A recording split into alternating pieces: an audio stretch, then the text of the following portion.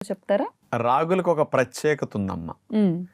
ఏ మిల్లెట్స్‌కి లేనిది ఇందులో మాత్రమే ఉన్నది. అన్నిటికంటే అతి తక్కువ క్యాలరీస్. ఓకే. మరి ఏంటండి తక్కువ బలం అన్నయి మంచిదని చెప్తున్నారు అనుకోవచ్చు మీరు. హ్మ్.